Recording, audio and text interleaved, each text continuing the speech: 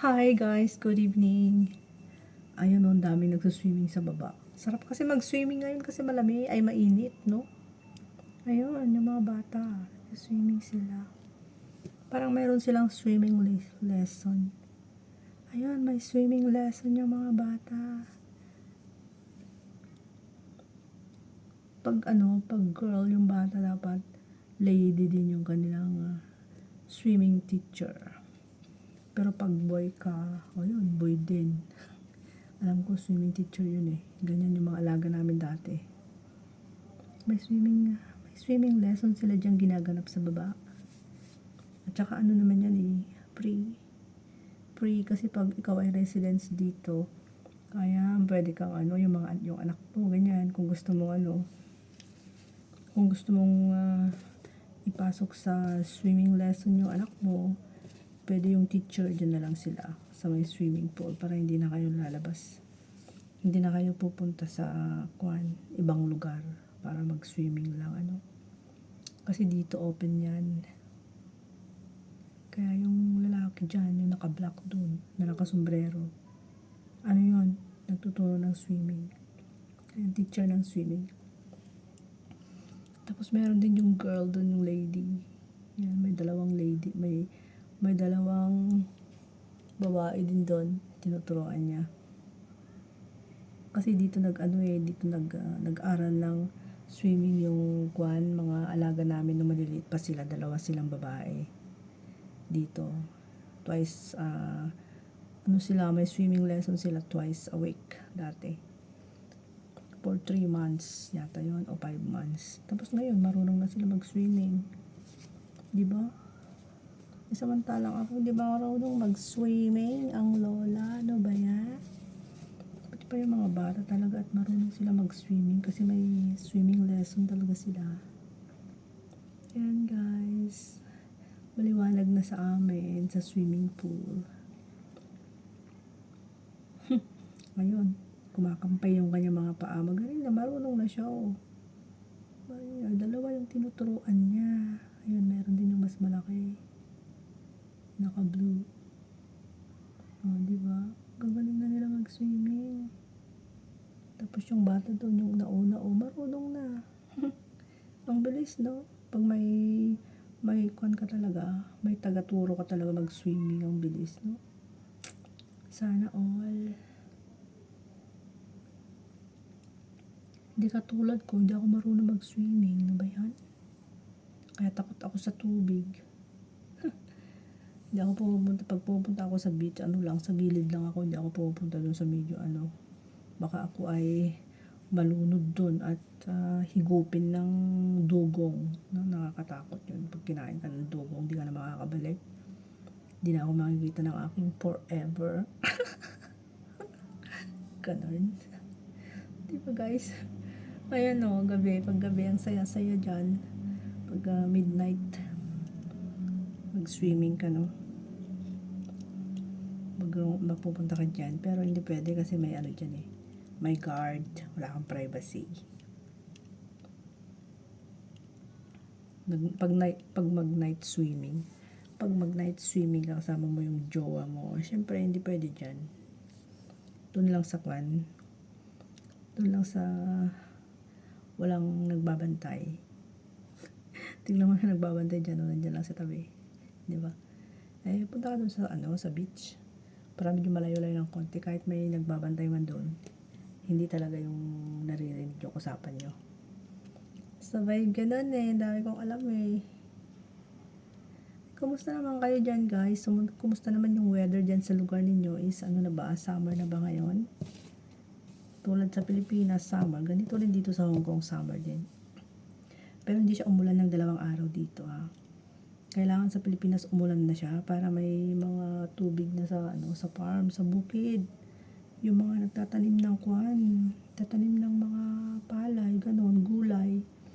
Kailangan na ng maraming tubig sa bukid, guys. Ewan ko bakit wala pa daw ulan dun sa amin. Marami kaming tanim. Nakakainis. Walang ulan. Sana maulan naman. Umulan naman ng malakas. Umulan ng umulan. Kailangan ng tubig sa Pilipinas. Kailangan talaga namin ng tubig sa lugar namin, guys. Para mapuno yung aming dam. Kasi pag napuno yung dam, yun, masusuplayan niya ng ng water yung mga kwan nagsasaka, 'di ba? Pero pag walang ulan, dry din yung kwan, yung dam namin. Pinagkukuhanan namin ng tubig dun sa sa sakahan, sa palayan, ganun. So, rain, rain, come, come, come, come over. Dito ka sa Pilipinas umulan. Kahit alternate lang yung ulan mo, okay na. Huwag naman yung dire-diretso na wala ka namang ulan. Ano ba yan? Wow, kawawa naman yung mga magsasaka. Kawawa naman yung mga talim na walang dilig. Tulad ng mga tao na walang dilig, kawawa din.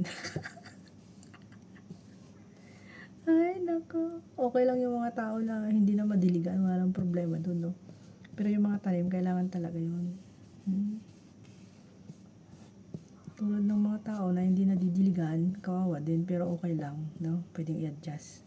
Pero yung mga tanim na hindi madiligan, Diyos ko, kailangan ng tubig yun.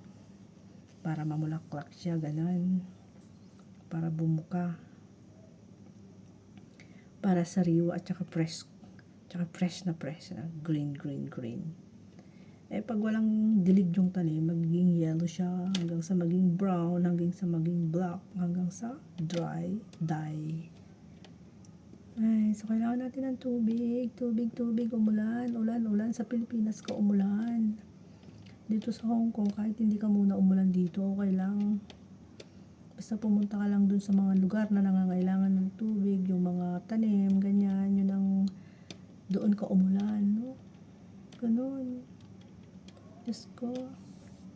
Tingnan yung swimming pool, Ito pa rin yung mga bata. Buti na lang wala na kami alagang bata. Kasi noon, Diyos ko, may alaga kaming bata. Lagi kaming pumupunta dyan. Kung saan kami pupunta. Nagalaan, may playdate yung mga bata, ganun. Kaya mahirap pag may mga alagang bata, very busy. Pero pag malalaki na yung mga alaga at nag-aaral na sila sa ibang lugar, ayun, okay na, makakaginhawa na ang kanilang katulong. Hindi nagigising ng maaga para magluto ng baon, ganun. Pero pag yung elementary pa lang hanggang high school, Diyos ko, everyday ka talaga gigising na maaga, magluluto ka ng baon nila. Ayun, may dumating yung dalawang girl, naka-pink na ayun may kasama nila yung kanilang ate, ang kanilang helper. Ayan, magsuswimming din sila. Ganito sila nag-swimming, guys, kasi hindi na siya hot. Kasi pag tanghali, Diyos ko, walang pumupunta yan, napakainit. Masusunog ka talaga dyan. Sasakit pa yung ulo mo. Kaya ngayon sila magsuswimming dyan. Pag wala na yung bago dinner. Hindi pa nag-dinner yung mga yan kasi alas 8:30 na Ay, kumain muna siguro sila bago sila nag-swimming o kaya nagmerienda lang sila. Tapos after swimming, saka na sila kakain. Ganyan, mga 9:30. Kasi pag nagmerienda na silang ganyan, kahit tinapay lang ganun, light food muna kakainin nila pag mag-swimming, bago sila mag-swimming. And after swimming, ayan, kakain sila ng dinner talaga. Diba? Diba, guys? Yun ang chika ko sa inyo. Nanood lang ako na nagsuswimming ng mga bata kasi na-miss ko yung mga alaga namin noon na maliliit. Yung dalawang alaga namin, yung dalawang babae, 4 years old, tsaka 7 years old. Hanggang sa naging 10 sila. Ayan. So, ngayon, dalaga na sila, guys. 14 na yung bunso. Tapos yung si ate is, running 17.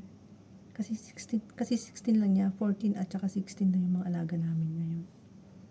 Si panganay is nasa, Canada.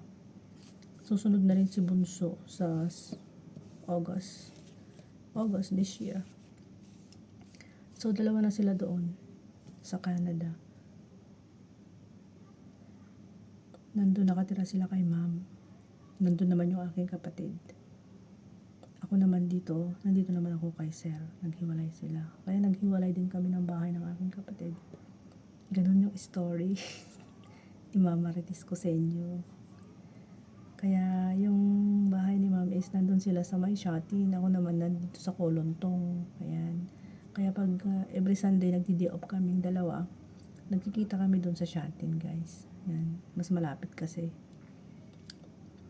So, ibig sabihin nun, yung kapatid ko, doon kay ma'am nagtatrabaho. Ako naman, dito kay sir. Ganon. Pero mamasyal din yung mga bata dito. Mamasyal din ako doon sa kanila. Doon sa Shatin, pag may occasion, pinapapunta ako doon sa pumunta kami dalawa. Minsan din, pupunta rin sila dito, nagdi-dinner dito yung mga bata. Ganon. Ganon yung setup. Kung pagpupunta na yung bunso dun sa Canada sa August, wala na rin ilulutuan yung kapatid ko ng ng maaga na dinner, ganon. Ay, maaga na baon kako sana. Wala nang magbabaon. Pero may alaga siyang isang aso dun tsaka 3 pusa. Sa Shatin, kay ma'am. Pero ako naman dun sa China, meron 2 pusa si Sarah. So yun lang yung aking imamarites sa inyo, guys. Nagmamarites ang katulong. Nagmamarites ang katulong. Katulong. Ay, sa itong may diway. Di ba ako kumakain ng dinner? Ang pagkain ko is yung pa rin yung adobong baboy, hindi ko pa naubos. Nagpaksiw ako ng okra kanina. Parang sumasakit yung tiyan ko, parang ayaw na yata yung tiyan ko ng okra. Nagiging social na yung aking tummy. Nagiging social na yung aking mga alagang anaconda. Nakainom tuloy ako ng 2 gamot na loperamide. Kasi parang humihilab yung tiyan ko. Dahil siguro dun sa okra. Okra lang naman yung kinain ko kanina eh. Yung okra na pinaksiw ko talaga. Ang sarap kasi. Tapos, yung adobo, hindi ko lang kinain. Yung okra lang ang kinain ko kaya tanghali eh. Humihilab yung tiyan ko. Ibig sabihin, yung okra ang problema, no? Kaya ngayon ang kakainin ko yung adobo na lang. Kasi baka mamaya sumakit ang tiyan ko mamayang gabi. Ang hirap kaya. So, ayun na yung aking video is malapit na, guys. Meron na naman akong pang long form video. Ayan, meron akong pang content ngayon. Sayang naman to, no? May 5 cents naman to kita, no? Pag na-upload. Bibigay ni YouTube. Hindi lang 5 cents. Sayang din yung centavos. Pag napalampas yung pagkakataon na to. May ganun, no? Ayan, napakaganda manood na nagsuswimming. Yung mga bata na nagsuswimming, ang gagaling nila mag-swimming eh. Sarap manood. Hindi tulad ko, hindi naman ako marunong mag-swimming. Ano ba yan? Ayan, dami oh. Di ba kasi sila kumakain ng mga yan. Ayan, dumadami sila. Kasi malamig kasi pag ganito. 9:30 yata sila magko-close dyan. Sa swimming pool is 9:30, guys. Ay nako, it's 9:30. Nagcha-charge pa ako. Ay, hindi pa pala ako naka-charge. Kasi natapos kanina yung premiere ko. 6:15. Hanggang ngayon, nakita ko madami nagsuswimming dyan. Ay, sabi ko mag-video nga ako, manood. Habang ako'y nanonood, ay magbibideo ako, sayang, ano? Paganda, oh. Andun yung kanilang cheche at tinitignan niya yung kanyang mga alaga, baka malunod. Pero hindi naman kasi may 2 dyan. Nagbabantay. In case na pag may nalulunod ililigtas niya. Ganon. Ayun. Talaga nga. Swimming instructor nga yung lalaki dyan. Yung isa naman is swimming instructress. Yan. Instructress, ha. So guys, thank you so much for watching. Bye-bye. Have a nice day. Good night. Good evening, everyone. Thank you. Bye-bye.